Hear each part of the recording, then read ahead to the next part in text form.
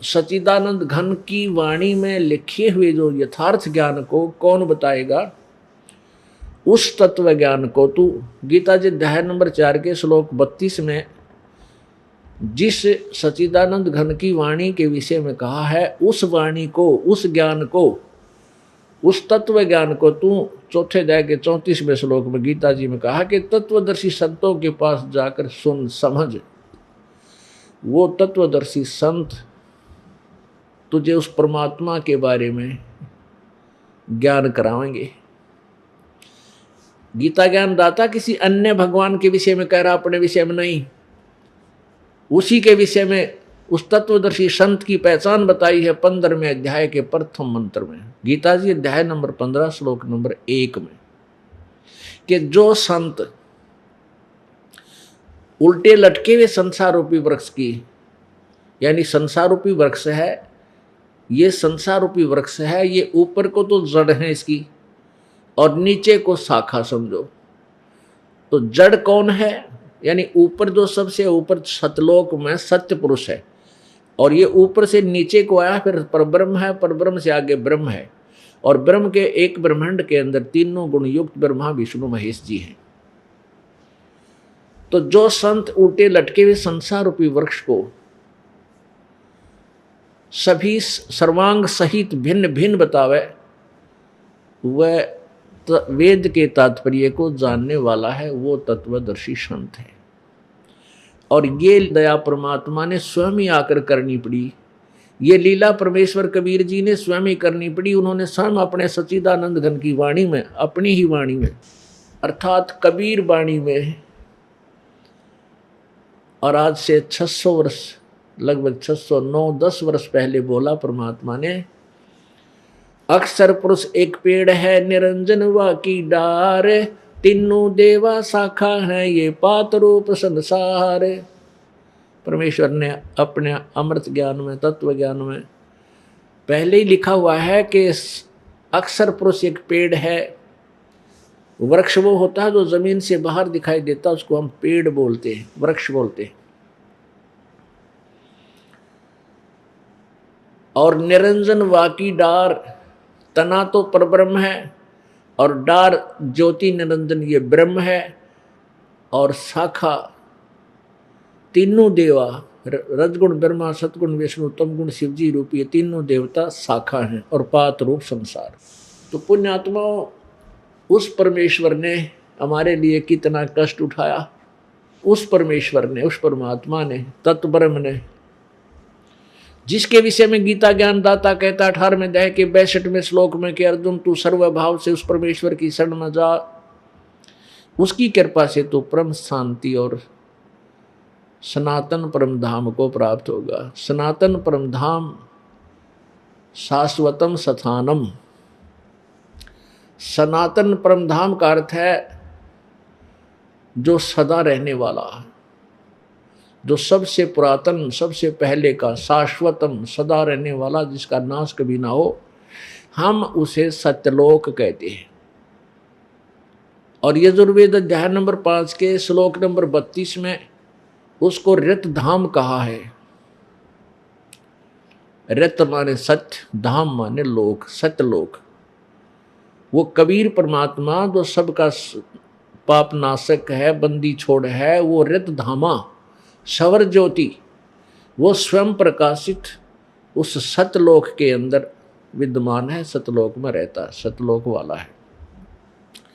ये यजुर्वेद अध्याय नंबर 5 के श्लोक मंत्र 32 में कहा है। तो पुण्यात्मा, ऊपर को जड़ और नीचे को तीनों गुण रूपी शाखा, ये उल्टा लटका हुआ एक संसार रूपी वृक्ष है। गीता जी अध्याय नंबर 15 के श्लोक नंबर 1 से 4 में और 16 और 17 में तीन परमात्मा, और ये तीनों रजगुण ब्रह्मा, सतगुण विष्णु, तमगुण शिवजी, ये उन तीन भगवानों से अलग हैं, तीन प्रभुओं से भिन्न हैं। इन सबकी विशेष जानकारी बहुत ही तरतीबाई, बहुत ही सीरीज के अंदर प्रभु ने, गीता ज्ञान दाता ने बताई है। अब देखिएगा, ये उल्टा लटका हुआ एक संसार रूपी वृक्ष है। ये देखिएगा,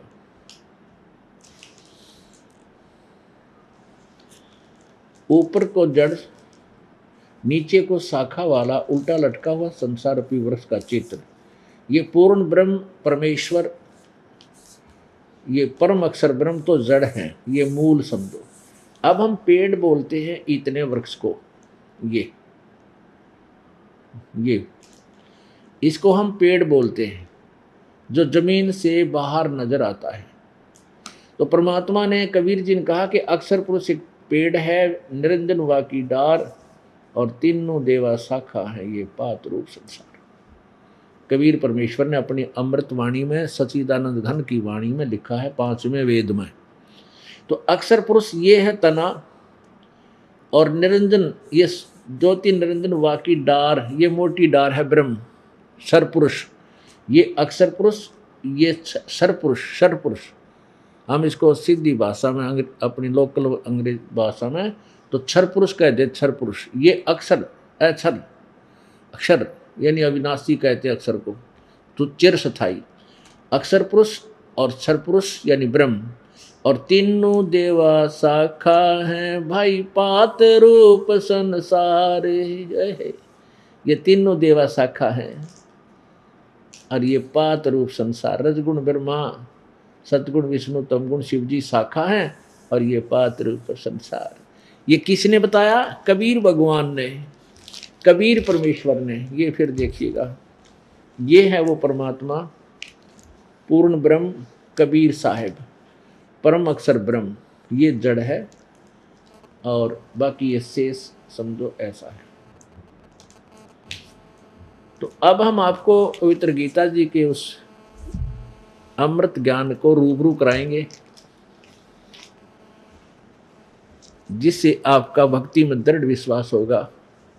और जब तक आपको विश्वास नहीं होगा कि जिस क्रिया को हम कर रहे हैं ये सत्य है, अटल है, अद्वितीय है, तब तक आप परमात्मा प्राप्ति नहीं कर सकते। क्योंकि बीच में कोई ना कोई ऐसा निकम्मा टकरा जाएगा, आपको भक्ति से वंचित कर देगा, आपकी दिशा बदल देगा, कहेगा कि आप गलत साधना कर रहे हो, फिर आप चिंतित हो जाते हो। और जब आप आंखों देख लोगे, फिर आप डगमग नहीं होगे, तब आप भक्ति करने योग्य होगे, परमात्मा पाने के लायक हो जाओगे। जैसे गीता जी अध्याय नंबर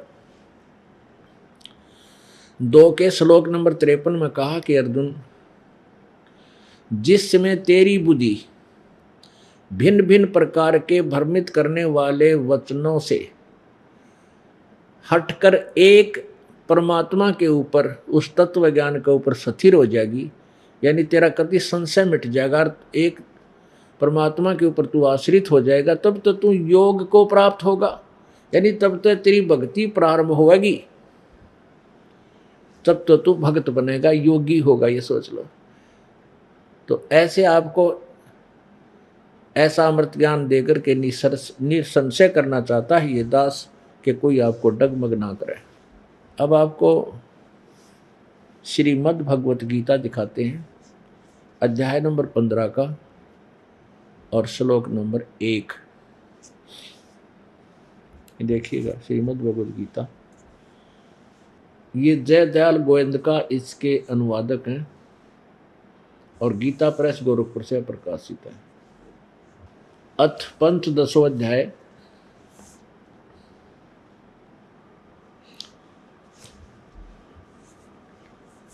ऊर्ध्व मूलम प्रथम मंत्र है, प्रथम श्लोक है। ऊर्ध्व मूलम अधः शाखम अश्वत्थम प्राहु अवम छंदासी यस्य प्रणानि ये तम वेद स वेदवित्। इसका क्या अर्थ है कि ऊर्ध्व मूलम, ऊर्ध्व माने ऊपर को, आदि पुरुष परमेश्वर मूल वाले, ऊर्ध्व माने ऊपर, ऊपर को लिखना था कि ऊपर को आदि पुरुष परमेश्वर रूपी तो जड़ है उस उल्टे लटके हुए संसार रूपी वृक्ष की। और अधः शाखम, अधः माने या नीचे लिखना था, इन्होंने अनुवाद गलत किया है।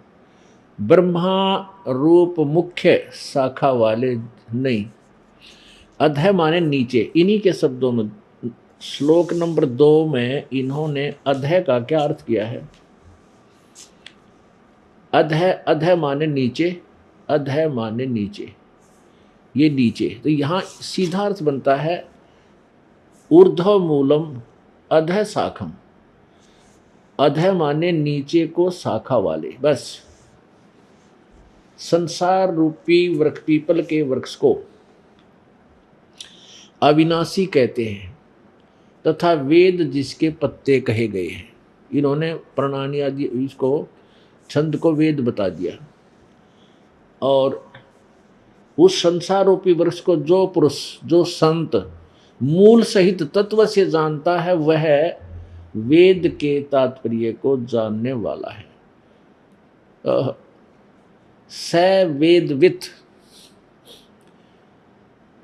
स माने वह, वेदवित वह वेद के तात्पर्य को जानने वाला, जो इस संसार रूपी वृक्ष की मूल सहित, यानी मूल जड़ क्या है, तना क्या है, डार कौन है, शाखा कौन है, पत्ते क्या हैं, इनको जानता है, वह वेद के तात्पर्य को जानने वाला, अर्थात वो तत्वदर्शी संत है। क्लियर हो गया?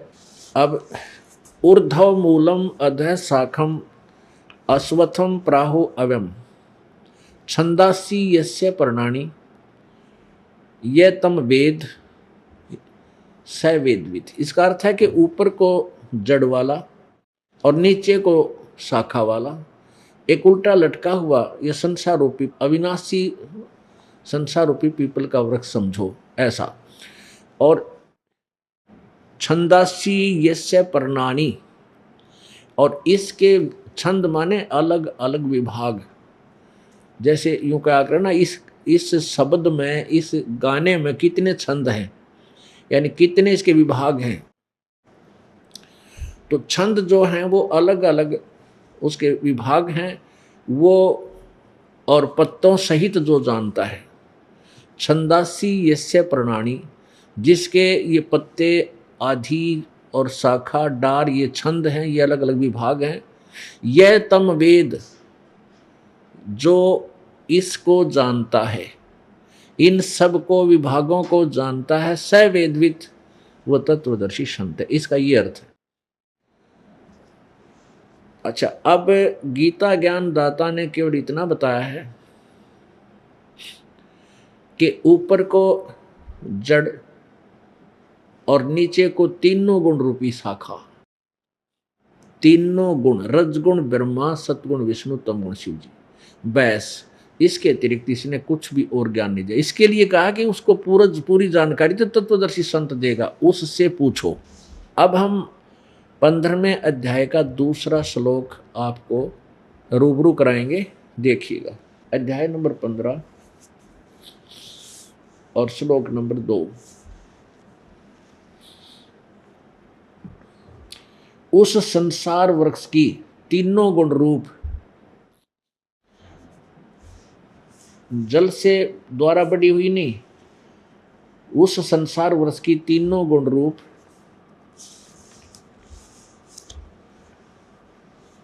विषय पर वाला शाखा, या इसका अर्थ है कि विषय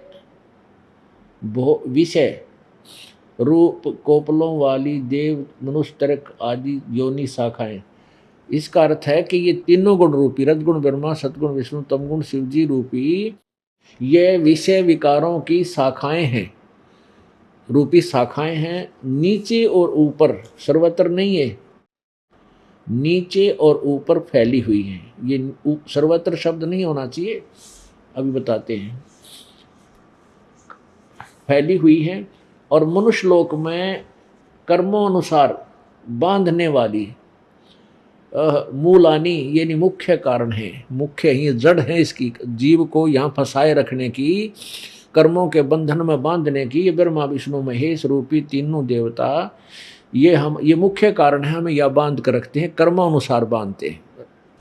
और नीचे और ऊपर सभी नहीं, ऊपर और नीचे व्याप्त हो रही है।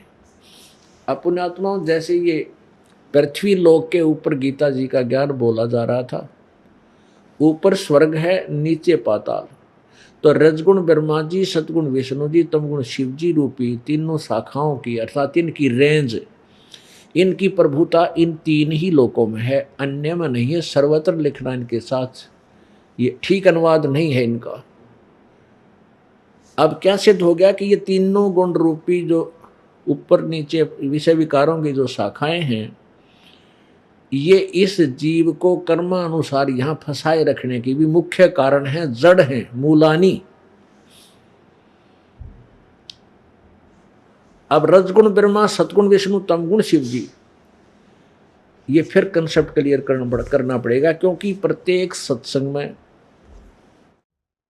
श्रोता बदलते रहते हैं।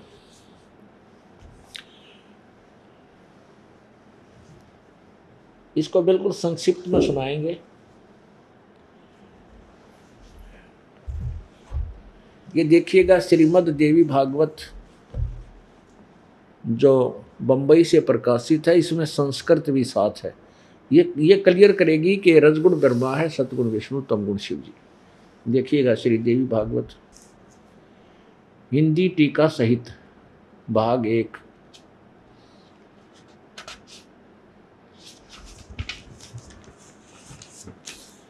अथ देवी भागवतम सभाष्टीकम समातम, खेमराज श्री कृष्णदास प्रकाशन, बंबई 4।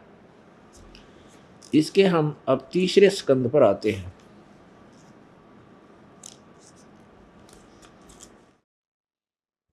ये तीसरा स्कंद। अथ श्रीमद् देवी भागवते भाषा टीका युक्ते तृतीय स्कंद है प्रारंभते। इसके प्रश्न नंबर 11 पे और स्कंद तृतीय स्कंद है, और अध्याय नंबर 5 के और मंत्र नंबर 8 को आपको पढ़कर सुनाते हैं। ये 7 समाप्त हुआ। 8 में शंकर भगवान बोल रहे हैं, तमगुण शंकर जी बोल रहे हैं, हे माता, यदि हमारे ऊपर सदा आप दयायुक्त हो तो हमको तमोगुण में किस प्रकार प्रदान किया है। ब्रह्मा रजोगुण और हरि सतोगुण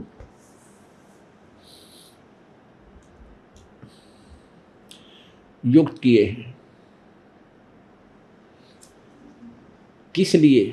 हे माता, यदि हमारे ऊपर दया सदा आप दयायुक्त हो तो हमको तमोगुण में किस प्रकार प्रदान किया है। रजोगुण और ब्रह्मा को रजोगुण और सतगुण, विष्णु को सतगुण किया, क्यों किया है। अब संस्कृत भी पढ़िए।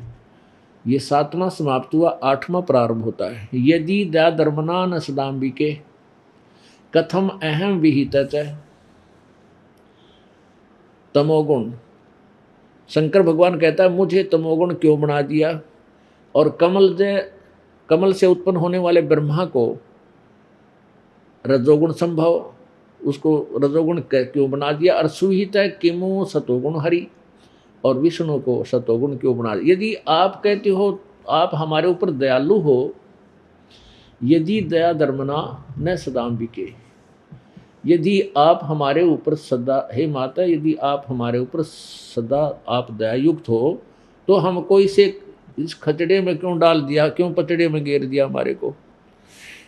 इससे सिद्ध हो गया रजगुण ब्रह्मा है, सदगुण विष्णु, तमगुण शिव जी। ये भी दुखी हैं कि आप एक तरफ तो कहते हो बेटा मुझे तुम बहुत प्यारे लगते हो, और एक तरफ दूसरी तरफ आपने हमारे से ये कुकर्म करवा रखे जीवों की केबरन मैटी हो रही, तो हमें ऐसे क्यों बना दिया आपने कि हमारे अंदर से गुण भर दिए, हमारे बस की बात रही नहीं। अब फिर देखिएगा, अब ये गीता प्रेस गोरखपुर से प्रकाशित, ये भी देख लीजिए। ये देखिएगा श्रीमद् देवी भागवत,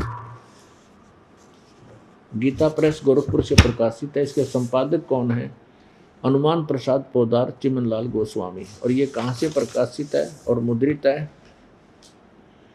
प्रकाशक में मुद्रक हैं गीता प्रेस गोरखपुर, गोविंद भवन कार्यालय, कोलकाता का संस्थान। इसके 123 पृष्ठ पर ले चलते हैं आपको।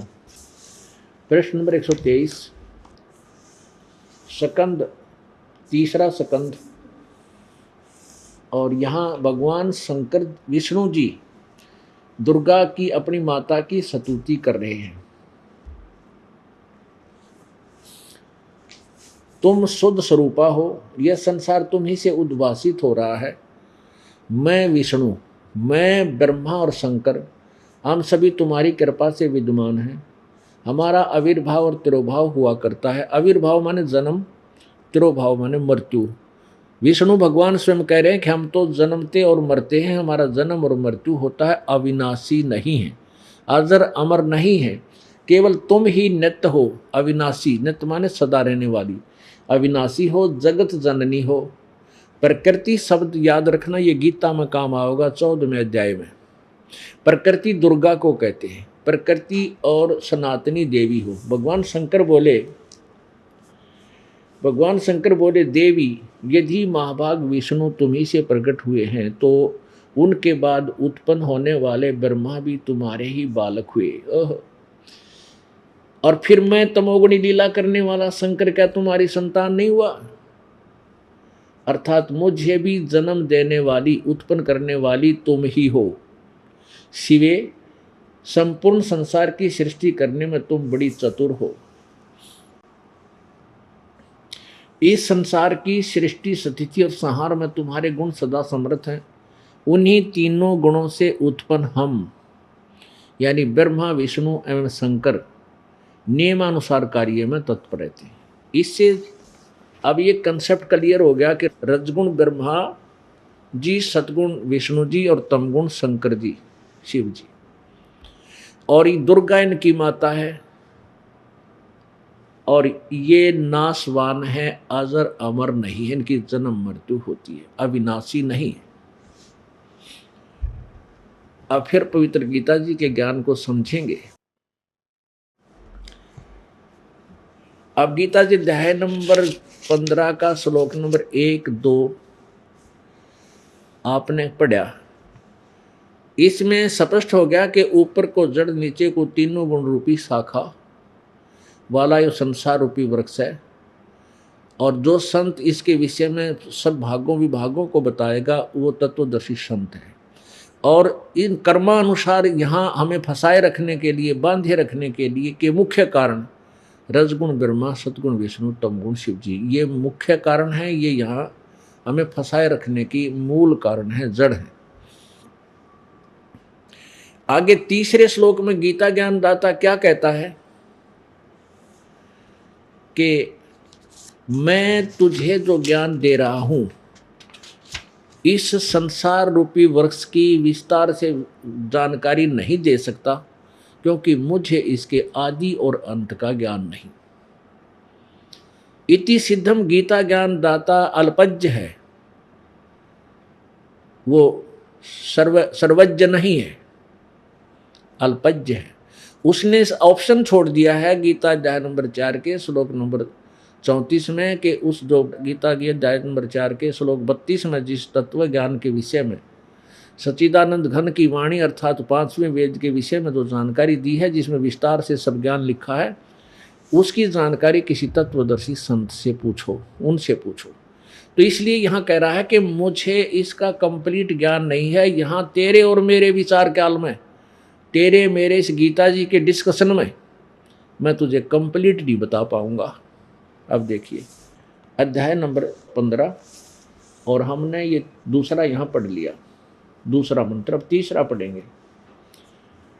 इस संसार वृक्ष का स्वरूप जैसा कहा है वैसा यहाँ विचार काल में अर्थात तेरे मेरी अब जो चर्चा चल रही है इसमें नहीं पाया जाता, इसमें नहीं बता पाऊंगा, क्योंकि न तो इसका आदि और न इसका अंत है, और न इसकी अच्छी प्रकार सची थी ही है। इसलिए इस सुविरुद्ध मूलम अहमता ममता वासना, ये अनुवादकर्ता की अपनी सोच है जो अल्पज्ञ है गीता ज्ञानदाता, इसको ज्ञान नहीं। इसका सीधा है कि सुविरुद्ध मूलम, अति दृढ़ मूल वाले, यानी जो जड़ रूपी भगवान है, इस संसार रूपी वृक्ष का जो जड़ है वो सुविरुद्ध मूलम, यानी वो अति दृढ़ है, वो अविनाशी है, वो कभी नष्ट नहीं आता, कभी डगमग नहीं होता, सुदृढ़ है। सुविरुद्ध मूलम, अति दृढ़ मूल वाले संसार रूपी पीपल के वृक्ष को। अब यहाँ है दृढ़ेन, यानी दृढ़, असंग शस्त्रेन, इन्होंने वैराग्य रूप शस्त्र द्वारा काट कर लिखा नहीं। इस संसार रूपी सुवर्ण, ये संसार रूपी वृक्ष को यानी इसकी सृष्टि रचना को, इसके बारे में समझने के लिए ये असंख्य शस्त्र नहीं, वैराग रूपी शस्त्र नहीं, ये तत्व ज्ञान रूपी शस्त्र द्वारा काट कर, अब तत्व ज्ञान रूपी शस्त्र द्वारा काट कर, इसका क्या अर्थ है कि जो गीता जी अध्याय नंबर 4 के श्लोक नंबर 32 में जिस सच्चिदानंद घन की वाणी यानी 5वें वेद सूक्ष्म वेद के विषय में लिखा है कि उसमें पूरे विस्तार के साथ सब यज्ञों के बारे में लिखा है, जो अन्य साधक साधना करते हैं वो ठीक है या नहीं और कौन सी सही है, तो उस तत्व ज्ञान में पूरे विस्तार से लिखे हैं। उनको तत्वदर्शी संतों के पास जाकर समझ, और तत्वदर्शी संत की पहचान बता दी 15वें अध्याय के प्रथम श्लोक में। तो अब इसमें यह कहा है कि उस उलझी हुई गुत्थी को, संसार रूपी वृक्ष की, संसार यानी पूरी सृष्टि रचना को समझने के लिए उस तत्व ज्ञान रूपी शस्त्र द्वारा काट कर, यानी उस तत्व ज्ञान से समझ कर, उसके पश्चात अब 15वें अध्याय के 4थे श्लोक में लिखा है कि उसके पश्चात, कि उसमें पता चलेगा कि वो भगवान कौन है जो मोक्ष, पूर्ण मोक्ष देता है। उसके पश्चात उस परमेश्वर के परम पद की खोज करनी चाहिए, जहां जाने के बाद ये प्राणी फिर लौटकर संसार में नहीं आता। और जिस परमेश्वर से संसार रूपी वृक्ष की प्रवृत्ति विस्तार को प्राप्त हुई, अर्थात जिसने सारे ब्रह्मांडों की रचना की है, संसार रूपी वृक्ष को यानी जिसने कंस्ट्रक्ट किया है, जिसने रचना की है, उसी की भक्ति करनी चाहिए। और गीता ज्ञानदाता कहता है मैं भी उसी की शरण हूं। गीता ज्ञानदाता अध्याय नंबर 18 के श्लोक नंबर 62 में कहता है कि अर्जुन तू सर्वभाव से उस परमेश्वर की शरण में जा, उसकी कृपा से तू परम शांति और सनातन परम धाम को प्राप्त होगा, सतलोक को चला जाएगा। फिर 18वें अध्याय के 63वें श्लोक में कहता है कि ये गीता ज्ञान रूपी, ये गुप्त से गुप्त भेद मैंने तेरे को कह दिया, गीता का ज्ञान अब तेरी समझ है, जैसे तू करना कर ले, मेरी शरण में रहना है, मेरा ओम नाम है और मेरी भक्ति कर, जन्म और मृत्यु तेरे भी होते रहेंगे, मेरे भी होते रहेंगे। अब हम जन्म मृत्यु से पूर्ण मोक्ष नहीं प्राप्त कर सकते। क्लियर कर दिया कि गीता का ज्ञान मैंने तेरे को बता दिया और उस परमात्मा की महिमा बता दी, उसकी शरण में जाने से पूर्ण मोक्ष होगा, फिर जन्म मृत्यु कभी नहीं होगी। और मेरी शरण में रहेगा तो जन्म मृत्यु तेरी भी है और मेरी भी है, क्योंकि गीता जी अध्याय नंबर 4 के श्लोक नंबर 5 में और 9 में स्पष्ट किया गीता ज्ञानदाता ने कि अर्जुन तेरे और मेरे बहुत जन्म हो चुके, तू नहीं जानता, मैं जानता। गीता अध्याय नंबर 2 के श्लोक 12 में कहा कि अर्जुन ऐसा मत समझ के तू, मैं और ये सामने खड़ी सेनाएं पहले नहीं थे या आगे ना होंगे, कि तेरे और मेरे पहले भी जन्म हुए इनके राजाओं के, और आगे भी हम जन्मते और मरते रहेंगे। इससे सिद्ध है गीता ज्ञानदाता ब्रह्म ये भी नाशवान है, अविनाशी नहीं है, इसकी जन्म मृत्यु होती है, इसके भी ये दीर्घ रोग लगा हुआ है। इसलिए ये कहता है कि तू समझ ले 18वें अध्याय के 63वें श्लोक में कि ये गुप्त से गुप्त ज्ञान मैंने दे दिया, उसकी शरण में जा जिसकी कृपा से तू परम शांति और शाश्वत स्थान को प्राप्त होगा। 15वें अध्याय के 4थे श्लोक में कहा कि तत्व ज्ञान रूपी शस्त्र द्वारा इस ज्ञान अंधेरे को काट कर, समाप्त करके, जीव बुद्धि को काट कर, उसके पश्चात उस परम पद परमेश्वर की खोज करनी चाहिए, जहां जाने के बाद ये प्राणी फिर लौटकर संसार में कभी नहीं आता, उसका जन्म मृत्यु कभी नहीं होता। और जिस परमेश्वर ने सारे ब्रह्मांडों की रचना की है, जो सबका रचनहार है, और मैं भी उसी की शरण हूं। अब 18वें अध्याय के 63वें श्लोक में कह दिया भाई ये एक गुप्त से गुप्त ज्ञान मैंने तेरे को ही बता दिया, अब तेरी इच्छा जैसे करना कर ले। अब अध्याय नंबर 18 के श्लोक नंबर 64 में कहा कि एक रहस्य और सुन ले, वही जिस परमात्मा के विषय में आपको मैं बता रहा हूं को गीता ज्ञानदाता से अन्य के विषय में, वो मेरा भी इष्ट देव है, वो मेरा पूज्य देव है, वो मेरा इष्ट है। अब पुण्यात्माओं, ये है श्रीमद् भगवत गीता जी का सार पहले 4 पंक्ति लिखा करते गीता सार। तू अमर है, अजर है, तू आत्मा है, अर्जुन तेरा क्या जाता है, तू क्या लेकर आया था, तू क्या लेकर जाएगा, यो गीता का सार। ये कोई सार तो ये है जो अब इसका निर्णायक ज्ञान समक्ष और आपके रूबरू हो रहा है। आप देखिएगा अध्याय नंबर 15 का श्लोक नंबर 4 पढ़ेंगे। हम यहाँ तक पढ़ चुके हैं कि उस उलझी हुई गुत्थी को, संसार रूपी वृक्ष की सृष्टि रचना को संसार इस तत्व ज्ञान रूपी शस्त्र द्वारा काटकर, वैराग्य रूप नहीं, असंग शस्त्रेण तत्व ज्ञान रूपी शस्त्र द्वारा काटकर, उसके पश्चात 15वें का चौथा, ये चौथा श्लोक है, उसके पश्चात उस परम पद रूप परमेश्वर को भली भांति खोजना चाहिए, जिसमें गए हुए पुरुष फिर लौटकर संसार में नहीं आते, और जिस परमेश्वर से इस पुरातन संसार रूपी वृक्ष की प्रवृत्ति विस्तार को प्राप्त हुई है, उसी आदि पुरुष नारायण के मैं शरण हूँ। इस प्रकार दृढ़ निश्चय करके उस परमेश्वर का मनन और निधि ध्यान करना चाहिए। अपनात्मा जो गीता जी अध्याय नंबर 4 के श्लोक नंबर 32 में कहा है कि उस सच्चिदानंद घन ब्रह्म की वाणी में और बहुत प्रकार के यज्ञ विस्तार से लिखे हैं। गीता जी अध्याय नंबर 4 के श्लोक नंबर 25 से 30 तक बताया है कि कोई तो ऊपर न पैर करके, कोई योगासन करके, कोई प्राणायाम करके, कोई केवल अल्प आहारी बन के यानी कम खाते हैं, कोई किसी प्रकार के, कोई देवताओं की पूजा करते हैं, कोई व्रत रखते हैं, और कोई अहिंसावादी, तीक्ष्ण अहिंसावादी व्रत रखते हैं, जैसे मुंह पर पट्टी बांध कर नंगे पैर रहना। ये सब अपनी अपनी साधनाएं करते हैं और अपनी साधनाओं को पाप नाशक जानते हैं। इसलिए चौथे अध्याय के 32वें श्लोक में कहा कि माने इस प्रकार की बहुत विस्तार से और वाणियां अनुष्ठान लिखे गए हैं सच्चिदानंद घन ब्रह्म की वाणी में, परमात्मा की वाणी में, 5वें वेद में, और उसमें ये स्पष्ट वर्णन किया गया, विस्तार से कहा गया कि जो साधना ये करते हैं ये ठीक है या गलत है, और सत साधना कौन सी है उस परमात्मा के ज्ञान में वो विस्तार से कहे। उसको तत्वदर्शी संतों के पास जाकर समझ। अब वो सच्चिदानंद घन की वाणी में क्या लिखा है ये आपको सुनाते हैं। परमेश्वर पूर्ण ब्रह्म कबीर देव जी ने अपनी प्यारी आत्मा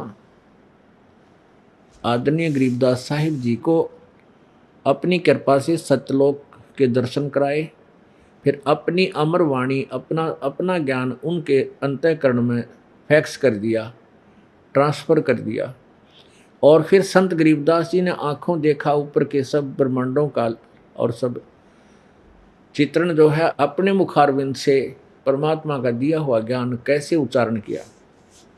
सट दर्शन सट भेख कहावें, बहुविध धुंधु धार मचावें, तीर्थ व्रत करें तरबीता, वेद पुराण पढ़ते हैं गीता। ये भी बैदा है बैदे से भेद अलैदा, ये भी बैदा, बैदा माने यूजलेस, जो कह रहे हैं क्यों बैदा बोला है, बैदा माने व्यर्थ का, व्यर्थ, यूजलेस, ये साधनाएं सब गलत हैं। सट दर्शन सट भेष कहावें, बहुविध धुंधु धार मचावें, ये सट दर्शन सट भेष कहावें, 6 प्रकार के ये सट दर्शनी बोलते हैं, जो 6 प्रकार के अलग अलग, जैसे गिरी, पुरी, नागा, औगड़, वैष्णो आदि आदि कहते हैं ये सट दर्शनी है। और इनकी ज्ञान सुन ले, इनकी क्रिया देखे, कोई तो राख रमा रहा है, कोई केवल लंगोट में घूम रहा है, कोई धूने पर तप कर रहा है, कोई खड़ा होकर, कोई कुकरे, कोई व्रत रखता है, कोई पानी में खड़ा है, कोई झरना ऊपर मटके का पानी सर्दियों में डाल रहा है। कहते हैं इनकी भक्ति देखा तो ना डूंडा पाड़ रखा है, डूंडा ठा रहे हैं और सारी यूजलेस है। गीता जी अध्याय नंबर 16 के श्लोक नंबर 23 में कहा है कि शास्त्र विधि को त्याग कर जो मनमाना आचरण करते हैं, मनमानी पूजाएं करते हैं, उनको न तो कोई सुख होता है, ना उनको कोई सिद्धि प्राप्त होती है, ना उनकी कोई गति होती है। और इन तीन चीज़ों के लिए भगवान की भक्ति करते हैं और वो तीनों व्यर्थ, तो फिर वो डले ढोण का फायदा क्या हुआ। सठ दर्शन सठ भेख कहावे, बहुविध धुंधु धार मचावे, तीर्थ व्रत करे तर बीता, वेद पुराण पढ़त है गीता। अब वो वेद भी पढ़ रहे, पुराण भी पढ़ रहे और गीता पढ़ रहे और साधना और ज्ञान उनके सारा विपरीत बोलते हैं। चार संप्रदा 52 द्वारे, जिन्हों नहीं निज नाम बिचारे, माला घाल हुए हैं मुक्ता, सट दल उआ बाई बकदा। ये 4 संप्रदा और 52 द्वारे, इन्होंने 4 प्रकार की संप्रदाय हैं और कहते हैं इन्होंने कभी निज नाम के ऊपर विचार नहीं किया। निज नाम वास्तविक मंत्र। गीता जी अध्याय नंबर 8 के श्लोक नंबर 1 में कहा है कि ओम इति एक अक्षरम ब्रह्म व्यवहारन मामनुषमरण, ये प्रयाति तजंदेहम सयाति परमाम गतिम, नथिंग एल्स। गीता ज्ञानदाता कहता है मेरा केवल एक ओम अक्षर है, एक मंत्र, एक ओम अक्षर है मुझ ब्रह्म का, और जो व्यक्ति अंतिम श्वास तक इसका सिमरण करता है वो मेरे वो परम गति को प्राप्त होता है। अब पुण्यात्मा फिर ये और बाकी के नाम और ये साधनाएं कहाँ से ले आए ये लोग। वेद पढ़े पर भेद न जाने, बाँचे पुराण 18, और जड़ को अंधे पत्ते खुआवे, भूल गए सिरजनहारा। वेद पढ़े पर भेद न जाने और ये बाँचे पुराण 18, और फिर भी वो उल्टी साधना करते, मूर्ति की पूजा करें, उस जड़ का आगे फूल पत्ते पतासे भोग लगावें। 4 संप्रदा 52 द्वारे, जिन्हों नहीं निज नाम विचारे, माला घाल हुए हैं मुक्ता, और सट दल उआ बाई बकदा। है अच्छी मोटी माला घाल कर उसकी पीछे मोटे मोटे मणियों ये रुद्राक्ष के हैं, और कोई 4 घाल रहा है, कोई 5 माला घाल रहा है। जो घनी माला डाल रहा है वो घना बुढ़ा महात्मा दिखे, निबोड़ी आत्मा उसके पास ज़्यादा लगे। तो क्या कहते हैं, माला घाले, माला गल में डाल ली और इस तरह का हो गए पारे तरह के। और ज्ञान पूछे उआ बाई इनका सारा, माला डाल हुए हैं मुक्ता, सट दल उआ बाई बकदा। अब देखो उआ बाई बके। अब ये प्रसंग फिर ऐसा आ गया क्योंकि आपको अब फिर वो लालटेन फेर दिखानी पड़ेगी आपको, क्योंकि बिना लालटेन के आगे चलेंगे तो कोई भी सिर हो सके है। क्योंकि हम सत्संग जो ही एक ऐसा है, इसमें कोई भी पहली बार देखेगा तो एकदम उसको कुनीन जैसा कड़वा लगेगा, और उसको मीठा बनाने के लिए फिर थोड़ी सी बूरा डालनी पड़ेगी। ये सब उआ बाई बकदे हैं। उआ बाई माने एंड बैंड, कह न कह का ज्ञान निकति, कह खै भी भक्ति अध्यात्म ज्ञान। तो ये कहाँ से शुरू करेंगे, आपको ब्रह्मा विष्णु महेश से शुरू करते हैं कि इनको कितना ज्ञान था। ये भी उआ बाई बकदे, ब्रह्मा विष्णु महेश, इनके पुजारी हैं ये 4 संप्रदाय और 52 द्वारे, जिन्होंने निज नाम विचारे, और माला घाल हुए हैं मुक्ता, सट दल उआ बाई बकदा। अब ये 60 दर्शनी जो हैं ये ब्रह्मा विष्णु महेश के पुजारी हैं। तो ब्रह्मा विष्णु महेश से हुआ बाई बक्कन लाग रहे, तो इनके पुजारी तापा बक्केंगे, ज्ञान ही नहीं था इनको। ये सिद्ध करना पड़ेगा, और इसके लिए देखिए सहयोग लेते हैं उन्हीं पुराणों का जिनको पवित्र हिंदू धर्म शिरोधार्य मानता है। ये देखिएगा, श्रीमद् देवी भागवत, गीता प्रेस गोरखपुर से प्रकाशित है।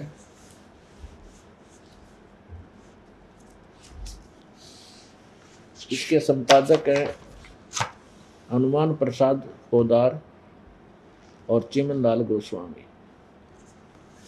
ये कहाँ से प्रकाशित है? गीता प्रेस गोरखपुर से। प्रकाशक एवं मुद्रक हैं गीता प्रेस गोरखपुर, गोविंद मोहन कार्यालय, कोलकाता का संस्थान। अब इसके हम 28 पृष्ठ से शुरू करेंगे। ये है पृष्ठ 28, संक्षिप्त देवी भागवत और पर पहला सकंद। नारद जी ने कहा, महाभाग व्यास जी, इस विषय में जो तुम जिस इस विषय में पूछ रहे हो, यही ठीक यही प्रश्न मेरे पिताजी ने भगवान श्री हरि जी से कहा था। ब्रह्मा जी ने, इनके पिताजी ब्रह्मा जी देवादि देव भगवान जगत के स्वामी हैं। लक्ष्मी जी उनकी सेवा में उपस्थित रहती है। यानी विष्णु जी से किया था यही सवाल।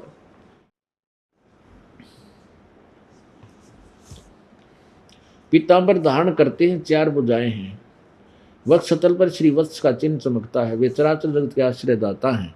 नारद जी कह रहे हैं विष्णु को सबके आश्रयदाता हैं। जगत गुरु एवं देवताओं के भी देवता हैं। जगत गुरु हैं विष्णु जी के बारे में नारद जी कह रहे हैं। ऐसे जगत प्रभु भगवान श्री हरि महान तप कर रहे थे। उनकी समाधि लगी थी। यह देखकर मेरे पिता ब्रह्मा जी को बड़ा आश्चर्य हुआ।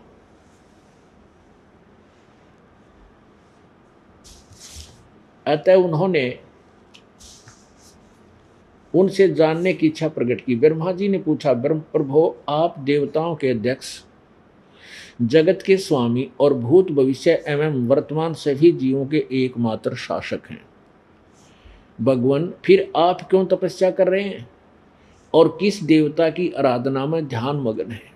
मुझे असीम आश्चर्य तो ये हो रहा है कि आप देवेश्वर एवं सारे संसार के शासक होते हुए भी समाधि लगाए बैठे हैं। ब्रह्मा जी के विनीत वचन सुनकर श्री हरि उनसे कहने लगे, ब्रह्मन, सावधान होकर सुनो। मैं अपने मन का विचार व्यक्त करता हूँ। देवता, दानव और मानव सब यही जानते हैं कि तुम सृष्टि करते हो, मैं पालन करता हूँ, संकर संहार क्या करते हैं। किंतु फिर भी वेद के पारगामी पुरुष अपनी युक्ति से यह सिद्ध करते हैं कि रचने, पालने और संहार करने की योग्यता जो हमें मिली है उसकी अधिष्ठात्री देवी शक्ति देवी है, यानी दुर्गा है। ब्रह्मा जी, हम सभी शक्ति के सारे अपने कार्य में सदा सफल होते आए हैं। सुवर्थ, प्रत्यक्ष और परोक्ष दोनों उदाहरण मैं तुम्हारे सामने रखता हूँ। सुनो, यह निश्चित है कि उस शक्ति के अधीन होकर ही मैं शेष नाग की सैया पर सोता और सृष्टि करने के अवसर पर जाग जाता हूँ। मैं सदा तप करने में लगा रहता हूँ। उस शक्ति के शासन से कभी मुक्त नहीं रह सकता। कभी अवसर मिला तो लक्ष्मी के साथ सुखपूर्वक समय बिताने का सौभाग्य प्राप्त होता है। मैं कभी तो दानवों के साथ युद्ध करता हूँ। अखिल जगत को भय पहुंचाने वाले दैत्यों के विकराल शरीरों को शांत करना मेरा परम कर्तव्य हो जाता है। मुझे ये 29 पृष्ठ पर पढ़ रहे हैं, 28 पढ़ लिया था, 29 पर पढ़ रहे हैं।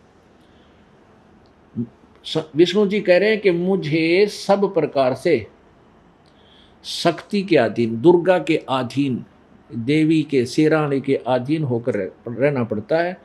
उन्हीं भगवती शक्ति का मैं निरंतर ध्यान किया करता हूँ। अब दुर्गा की पूजा करता हूँ, उसका ध्यान करता हूँ, उसकी पूजा करता हूँ। कौन? विष्णु जी। ब्रह्मा जी, मेरी जानकारी में इन भगवती शक्ति से बढ़कर दूसरे कोई देवता नहीं। अब आलिया तोड़ आ गया ओढ़ श्री विष्णु जी के ज्ञानकार, ब्रह्मा जी के ज्ञानकार, नारद जी के ज्ञानकार, व्यास जी सुनंदा रहे हैं। नारद जी भी कह रहे हैं कि ये जगत प्रभु हैं, सर्वेश्वर हैं, देवताओं के भी देवता हैं विष्णु जी। ब्रह्मा जी भी न्यू कहे, और वो देवताओं का देवता विष्णु जी कह रहा है कि मैं दुर्गा तो ऊपर कोई भगवान नहीं मानता, और मैं महाकठिन घोर तप तपता हूँ, कठिन तप करता रहता हूँ। अब ये दुर्गा क्या बताती है? दुर्गा कहती है कि ब्रह्म की पूजा करो और सब छोड़ दो, सब बातें त्याग कर केवल ब्रह्म की साधना करो। अब विष्णु जी भी उआबाई बक रहे हैं कि मैं दुर्गा तो ऊपर किसी देवता नहीं मानता, को भगवान ने को नहीं, और दुर्गा कहती है ब्रह्म है वो सबका पूजने योग, उसकी पूजा करो। और ब्रह्म कहता है, अब आप गीता जी पढ़ ही रहे हो, वो कहता है कि अर्जुन तू सर्वभाव से उस परमेश्वर की शरण में जा, उस तत्व ब्रह्म की, उस परम अक्षर ब्रह्म की शरण में जा। उसकी कृपा से तू परम शांति और शाश्वत स्थान को प्राप्त होगा, सनातन परम धाम को प्राप्त होगा। अब ये देख ले कहाँ तक हुआ बाई बक्के हैं। अब आगे देखिएगा 562 और 63 पृष्ठ पे दुर्गा कह रही है कि कोई और पूजा के योग्य प्रभु है ब्रह्म, उसकी पूजा करो। ये देखो, ये है 7वां स्कंद संक्षिप्त देवी भागवत पृष्ठ 562। देवी के द्वारा हिमालयों को ज्ञानोपदेश, ब्रह्म स्वरूप का वर्णन। देवी जी कहने लगी, पर्वतराज, उस ब्रह्म का क्या स्वरूप है यह बतलाया जाता है, जो प्रकाश रूप सबके अत्यंत समीप में स्थित, हृदय रूप गुहा में स्थित होने के कारण गुहाचर नाम से प्रसिद्ध है और महान पद अर्थात परम प्राप्य है। यह वह समस्त प्रजा के ज्ञान से परे है, अर्थात किसी की बुद्धि माने वाला नहीं है, यह तुम जानो। जो परम प्रकाश रूप, जो सूक्ष्म से अति सूक्ष्म, अत्यंत सूक्ष्म है, जिसमें संपूर्ण लोक और उन लोकों में निवास करने वाले प्राणी स्थित हैं, वही यह अक्षर ब्रह्म है। वही सबके प्राण है, वही सबकी वाणी है और वही सबके मन है। वह परम सत्य और अमृत अविनाशी तत्व है। सौम्य, उस वेधने योग्य लक्ष्य का तुम वेधन करो, यानी उसी को टारगेट बनाओ, ब्रह्म को मन लगाकर उसमें तन्मय हो जाओ। सौम्य, उपनिषद में कथित महान अस्त्र रूप धनुष लेकर उस पर उपासना द्वारा तीक्ष्ण किया हुआ बाण संधान करो और फिर भावनागुत चित्त के द्वारा उस बाण को खींचकर उस अक्षर रूप ब्रह्म को ही लक्ष्य बनाकर वेधन करो। अब क्या विधि बताती है ब्रह्म साधना की? दुर्गा, ओम, ये परवण यानी ओम धनुष है, जीवात्मा बाण है और ब्रह्म उसका लक्ष्य कहा जाता है। एकमात्र परमात्मा को ही जानो, दूसरी बातें छोड़ दो। ओए, अपनी साधना भी कहती है मत करो और भी साधनाएं मत करो, केवल ब्रह्म पूजा करो और सब बातें छोड़ दें। यही अमृत रूप परमात्मा के पास पहुंचने का पुल है। संसार समुद्र से पार होकर अमृत उस हृदय में ही विविध रूप में प्रकट होने वाले ब्रह्म संतान अंतर्यामी रूप से वर्तमान उस आत्मा का यानी ब्रह्म का ओम के जप के साथ ध्यान करो। इससे अज्ञान में अंधकार से सर्वथा परे और संसार समुद्र से पार जो ब्रह्म है उसको पा जाओगे, तुम्हारा कल्याण हो। और वो कहाँ रहता है? ये 563 पृष्ठ पर हम पढ़ रहे हैं। वह सबका आत्मा ब्रह्म, ब्रह्मलोक रूप दिव्य आकाश में स्थित है। अब कमाल हो गया। अब ब्रह्मा हुआ बाई बकदा, विष्णु जी हुआ बाई बकदा, नारद जी हुआ बाई बकदा और व्यास जी हुआ बाई बकदा। अब आगे व्यास जी का थोड़ा ज्ञान और दिखाते हैं कि वो कहता है कि सतयुग में ब्राह्मण वेद के पूर्ण विद्वान होते थे और वो दुर्गा की पूजा किया करते थे। 414 पृष्ठ पे इसी देवी पुराण में 6ठा स्कंद संक्षिप्त देवी भागवत 414 पृष्ठ पे है। जन्मजय ने पूछा, महाभाग, किस युग में कैसा धर्म का स्वरूप है, इस संपूर्ण विषय को विशेष रूप से बताने की कृपा कीजिए।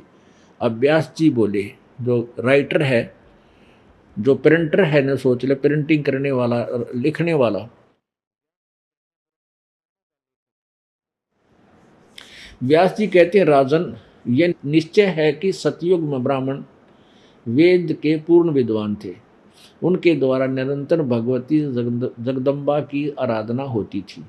भगवती का दर्शन करने के लिए उनका मन सदा ललायित रहता था। अब सतयुग के ब्राह्मणा का भी ओढ़ आ गया ज्ञान का, जो सतयुग के ब्राह्मण यानी ऋषि, और फिर त्रेता द्वापर और कलयुग गानों का तो कहना है कि, और दुर्गा कह रही है कि वो ब्रह्म की पूजा करो, और वो वेद के विद्वान माने जाने वाले, क्योंकि हम दुर्गा की पूजा करते थे। वेद पढ़े पर भेद न जाने, बाचे पुराण 18, जड़ को अंधे पत्ते खुआवे, भूल गे सिरजनहारा। और वेद पढ़ा पर वेद नहीं जाने, और 18 पुराणों को भी पढ़ रहे हैं, और ये फिर जड़ की पूजा करें। इसी में आगे लिखा है कि वो मंदिर बनवाया करते, उसकी मूर्ति स्थापित किया करते दुर्गा की। अब आते हैं सच्चिदानंद घन की वाणी पढ़ते हैं। सठ दर्शन सठ भेष कहावे, बहुविध धुंधुधार मचावे, तीर्थ व्रत करें तरबीता, वेद पुराण पढ़त हैं गीता, यो भी बैदा है बैदे से भेद अलैदा, ये भी बैदा। 4 संप्रदा 52 दवारे, जिन्हों नहीं निज नाम बिचारे। देवी कह रही है कि उस ब्रह्म की पूजा करो और सब बातें छोड़ दो, उसका एक ओम नाम है। फिर ये बाकी लटरम सटरम कितने आए, ऊपर न पर करना, धूना पर तपना, माला गाल लेना, लंगोट लंगोट में घूमना है, पता नहीं कितने पाखंड रच लिए। तो इन आडंबरों की क्या आवश्यकता थी। इससे सिद्ध है कि इन्होंने ये पढ़ते भी थे पर भेद नहीं, क्योंकि गुरु बिन काहु न पाया ज्ञाना, जो थो था वो छड़े किसाना, गुरु बिन वेद पढ़े जो प्राणी, समझे न सारा रहे अज्ञानी। तो सतयुग के ब्राह्मण अज्ञानी, ब्रह्मा विष्णु महेश अज्ञानी, फिर वो रह के गए इस पृथ्वी पर खाक। अब देखो इससे सिद्ध है कि इनको सतगुरु नहीं मिले। यजुर्वेद अध्याय नंबर 40 के श्लोक नंबर 15 में कहा है कि ओम कर्तु समर किलवे समर और कर्तुम समर। ओनली एक ओम नाम है ब्रह्म का, और ओम नाम का जाप काम करते करते सिमरन करो, विशेष कसक के साथ सिमरन करो, और अपने मनुष्य जीवन का मूल कर्तव्य मानकर इसका सिमरन करो, और कोई साधना नहीं, ओम नाम का जाप करो।